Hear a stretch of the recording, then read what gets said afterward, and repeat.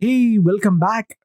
In this video, I'm going to explain what are the different types you can manage your devices using Azure and other Microsoft components. My name is Sushant Sudhish, and I'm your trainer for this Microsoft 365 Certified Security Administrator Associate course. After this episode, you would be able to plan for device compliance, configure conditional users and groups, and create policies for your devices, and you will be able to monitor enrolled devices as well. So without wasting any more time, let's get into it.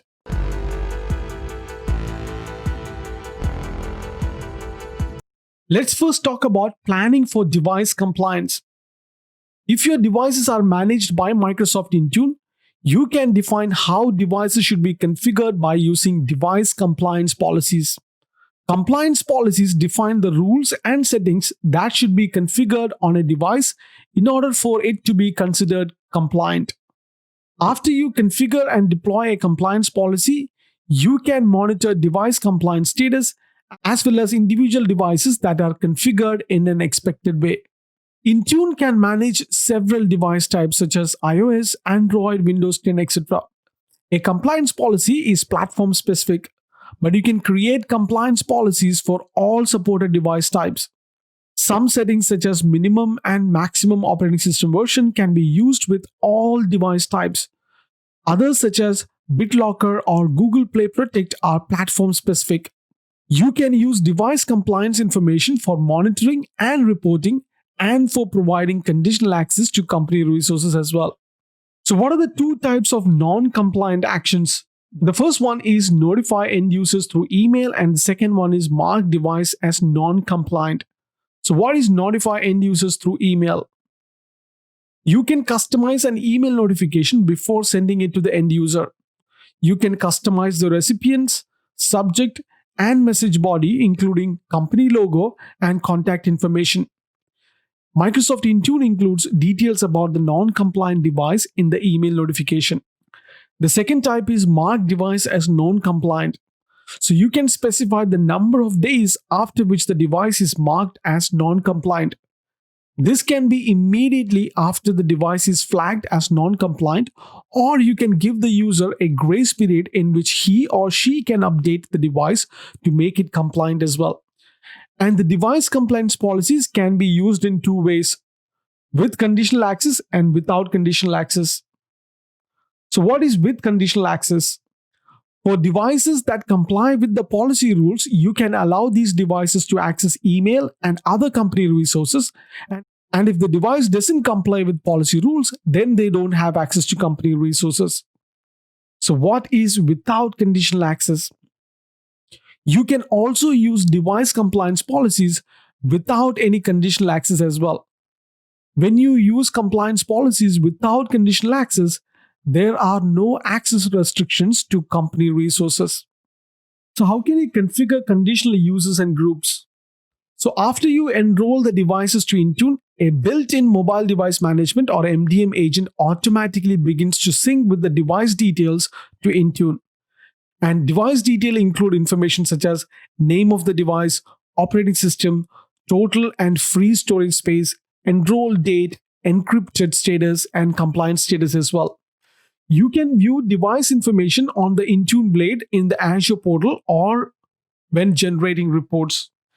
In Azure AD, you can create users and device groups with static or dynamic membership.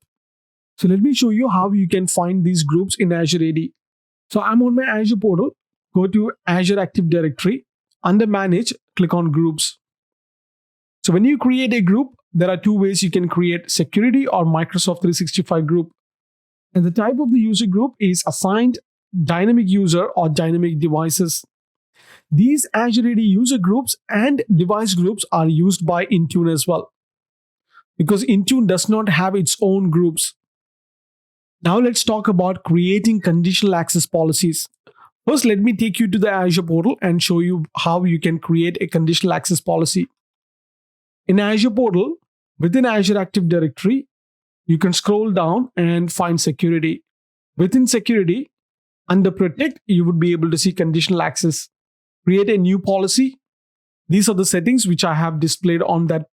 And there are a lot of settings for user assignment and group assignment, which apps and action you want to include, what are the conditions we talked about: user risk, sign-in risk, device platforms, location, client apps, and device state. And what are the type of access control you want to give? Do you want to block the user or grant the user control? If you want to grant, do you want to provide multi-factor authentication or other set of extra verification, etc.? And we have the session affinity as well. So with conditional access, you can implement automated access control decisions for accessing your cloud apps that are based on conditions. There are two types of conditional access with Intune.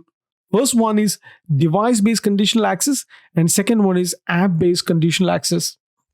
This is an example diagram which shows the steps that are performed when you apply app protection policies to the Outlook app, followed by a conditional access policy that adds the Outlook app to the approved list of apps that can be used when accessing company email.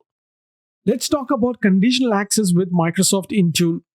There are two types of conditional access with Intune: device-based conditional access and app-based conditional access.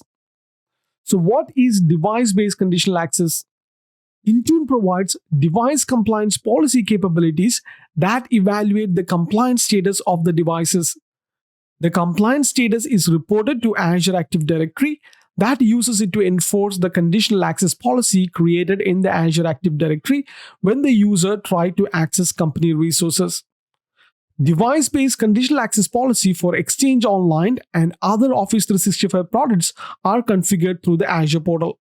And what is app-based conditional access? App-based conditional access and client app management add an extra security layer by making sure only client apps that support Intune app protection policies can access Exchange Online and other Office 365 services. Please note that a managed app is an app that has an app protection policies applied to it and can be managed by Microsoft Intune. And finally, how can you monitor these enrolled devices? You can perform basic device monitoring on Intune Blade in the Azure portal and in the Microsoft 365 admin portal as well. Intune stores audit logs of all activities. Audit logs include activities such as create, update, delete, and assign. And you can review audit logs for most Intune workloads. Auditing is enabled by default and it cannot be disabled.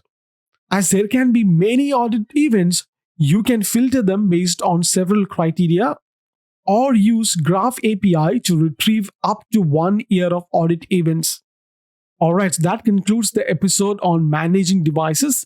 In the next video, we're going to talk about role-based access control. So I will see you in the next one. Till then, take care.